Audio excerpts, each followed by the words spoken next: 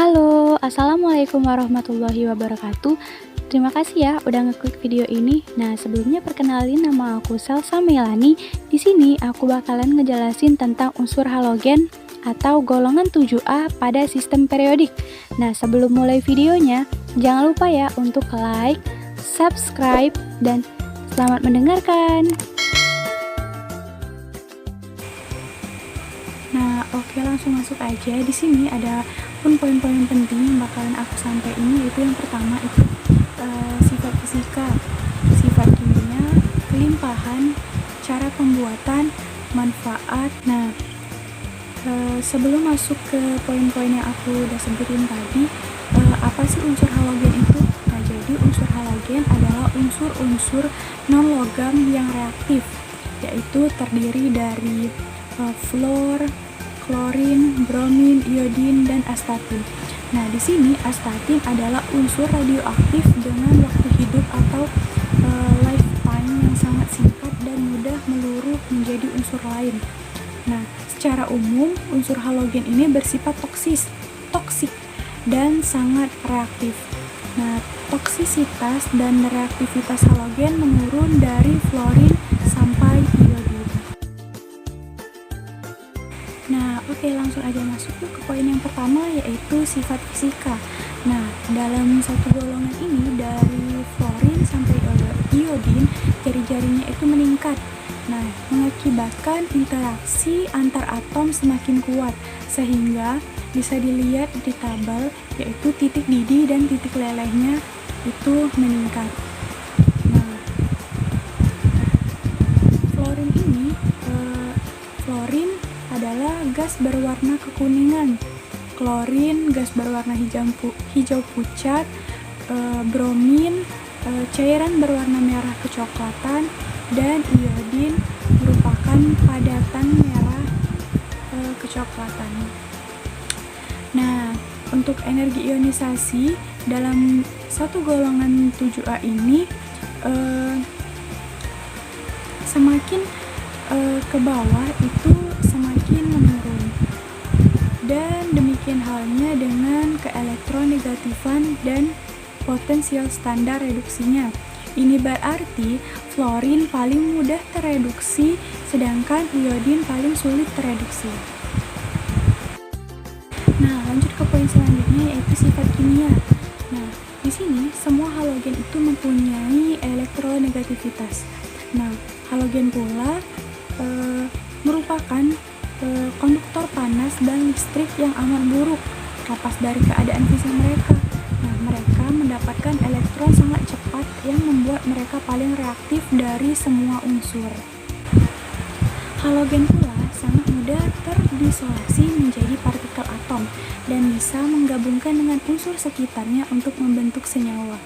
Nah, ketika dikombinasikan dengan hidrogen, halogen menghasilkan halida yang merupakan senyawa asam yang begitu kuat. Nah, umumnya untuk non-logam, halogen mempunyai titik leleh dan titik didih yang begitu rendah. Nah, selanjutnya yaitu kelimpahan. Di sini untuk yang pertama yaitu fluorin. Nah, fluorin ini adalah unsur ke-13 melimpah di kerak bumi dengan konsentrasi 950 ppm. Nah, fluorin ini pula ditemukan dalam mineral-mineral pada kulit bumi loh. Nah, pada fluorspar yaitu CaF2 dan kriolit atau Na3AlF6.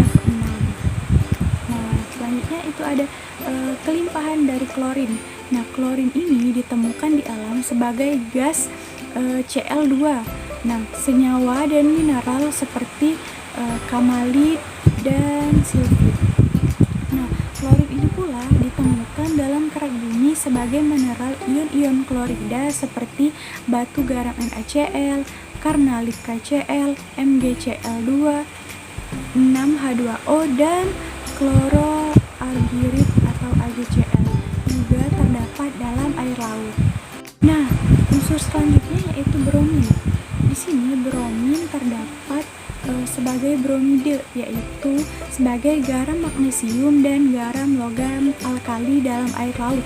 Nah, dalam kerak bumi itu sendiri, bromin sebagai mineral bromo sulfirid atau AgBr.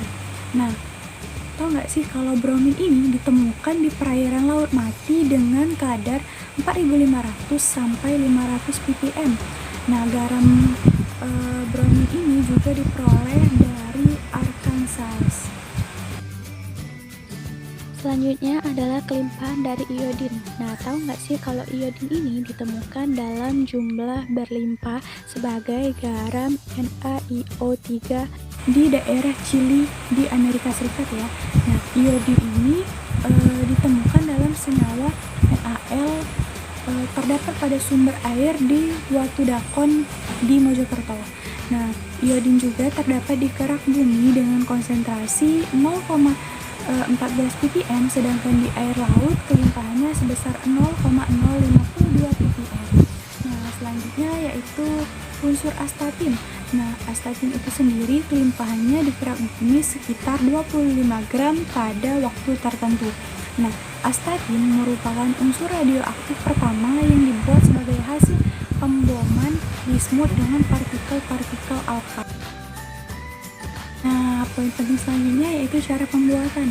Nah, gimana sih pembuatan unsur-unsur di golongan 7A halogen ini?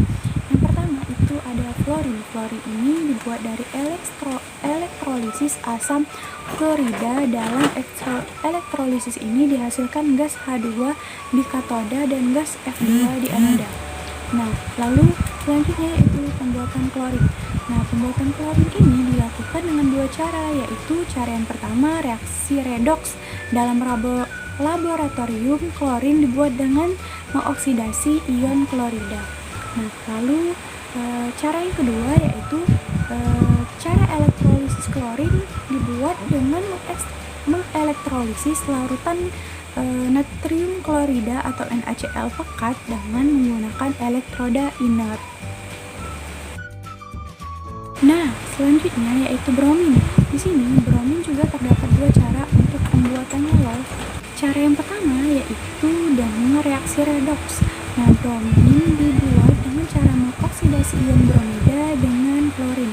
Lalu cara yang kedua, bromin dapat dibuat dengan cara elektrolisis, yaitu dengan larutan garam MgBr2 dengan menggunakan elektroda inert. Selanjutnya yaitu iodin. Iodin dapat dibuat dengan dua cara juga loh. Cara yang pertama yaitu reaksi redoks. Di laboratorium iodin dibuat dari NNO4 ditambahkan Ki ditambahkan H2SO4 pekat lalu dipanaskan. Nah, cara yang kedua yaitu dengan cara reaksi elektrolisis.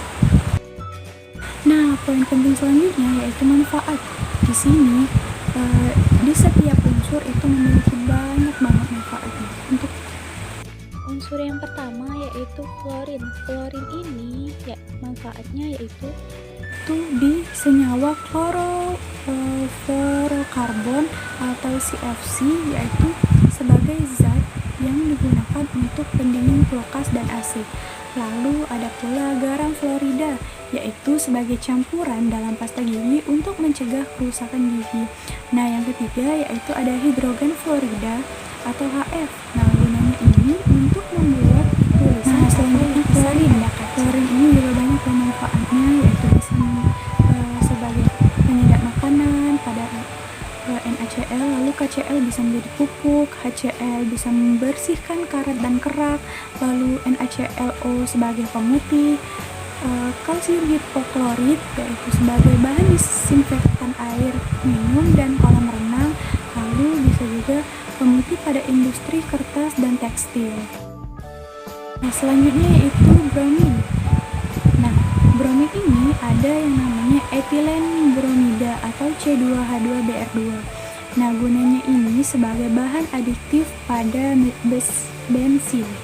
Nah, lalu ada pula perak bromida atau AgBr, yaitu sebagai penghitam film pada fotografi. Dan ada pula natrium bromida atau NaBr dan kalium bromida atau KBr sebagai obat penenang saraf. Nah, next itu ada iodin.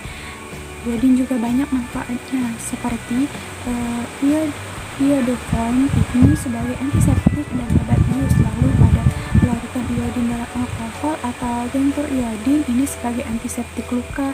Lalu ada garam iodida yang dicampurkan ke garam dapur bisa menjadi garam beriodium, dan manfaat lainnya itu dapat menguji adanya aniline pada suatu bahan. Nah, ini unsur yang terakhir yaitu astatin. Astatin ini bermanfaat untuk memperkecil kelenjar tiroid. Nah, selesai sudah. Semoga ilmunya bermanfaat. Thanks for watching. Wassalamualaikum warahmatullahi wabarakatuh.